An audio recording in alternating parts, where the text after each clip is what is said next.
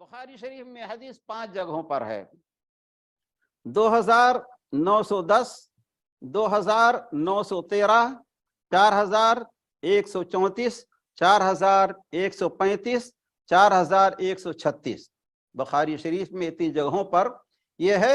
اور مسلم شریف کے اندر بھی حدیث آئی ہوئی ہے جس کا نمبر ہے 843۔ تو اس کا خلاصہ یہ ہے کہ رسول اللہ صلی اللہ علیہ وسلم نے صحابہ کرام کے ساتھ نجد کی طرف آپ نے جنگ لڑی۔ وہ جنگ کیا تھی؟ غزوت ذات الرقاع اس کو کہتے ہیں۔ رسول اللہ صلی اللہ علیہ وسلم صحابہ کرام کو لے کر ہجرت کے چوتھے سال ربیع الاخر کے مہینے میں نکلے تھے۔ اصل میں نجد کی طرف قبیلہ تھا بنو محارب اور بنو ثعلبہ۔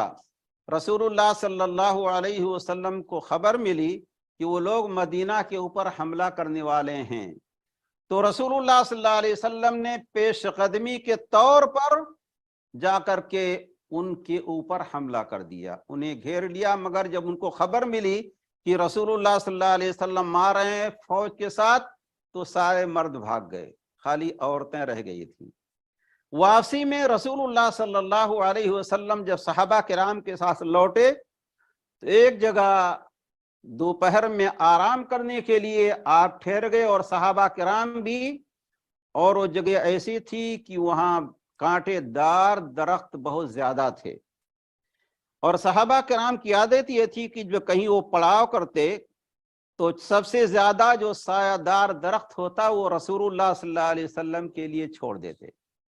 چنانچہ ایسے ہی ہوا، رسول اللہ صلی اللہ علیہ وسلم بھی ٹھہرے اور صحابہ کرام دور دور چلے گئے تاکہ اللہ کے رسول علیہ الصلوۃ والسلام آرام سے سو سکیں۔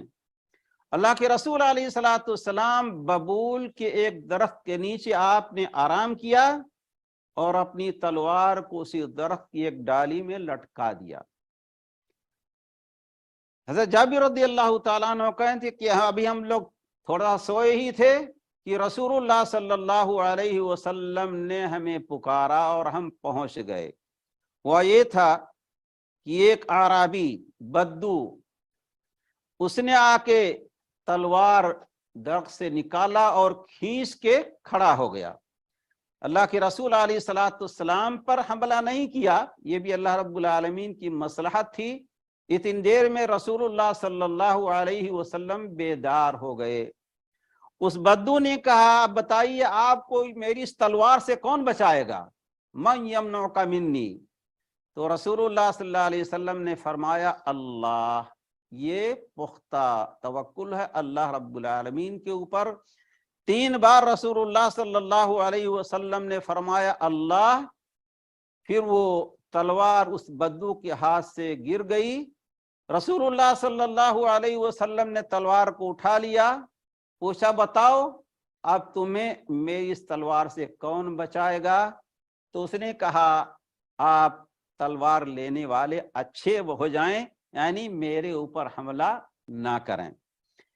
بعض روایات کے اندر آتا ہے کہ رسول اللہ صلی اللہ علیہ وسلم نے اس سے کہا کیا تم اس بات کی گواہی دیتے ہو کہ اللہ کے سوا کوئی برحق معبود نہیں، اور یہ کہ میں اللہ کا رسول ہوں؟ تو اس عربی نے، عربی بدو کو عربی کہتے ہیں، ایک کو اور جمع عرب، یعنی یا کو ہٹا دیں تو جمع ہو جائے گا، اور عربی یا کے ساتھ یہ مفرد ہوگا۔ رسول اللہ صلی اللہ علیہ وسلم نے اسے فرمایا کیا تم اس بات کی گواہی دیتے ہو کہ اللہ کے سوا کوئی برحق معبود نہیں، اور اس بات کی گواہی دیتے ہو کہ میں اللہ کا رسول ہوں؟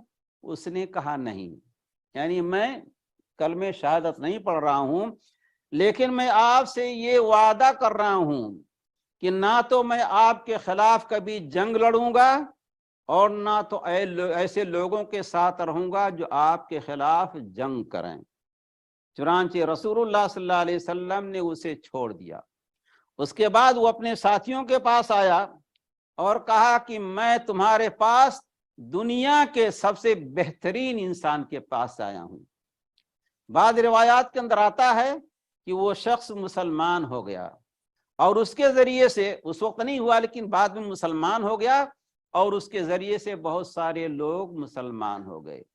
جو بھی ہو، لیکن یہ حقیقت ہے کہ رسول اللہ صلی اللہ علیہ وسلم نے ایسے موقع پر جب انتہائی حرج کا اور ایک سمجھیے کہ گھبراہٹ کا موقع تھا، اللہ کے رسول علیہ الصلوۃ والسلام نے اللہ رب العالمین پر اعتماد کیا اور پورے اعتماد کے ساتھ کہا کہ اللہ رب العالمین ہمیں بچانے والا ہے، اور وہ اعرابی نہ رسول اللہ صلی اللہ علیہ وسلم پر حملہ کر سکا، بلکہ تلوار خود اس کے ہاتھ سے گر گئی، اور رسول اللہ صلی اللہ علیہ وسلم کا اس اہم موقع پر اللہ رب العالمین پر اعتماد کا فائدہ لوگوں کے سامنے آیا۔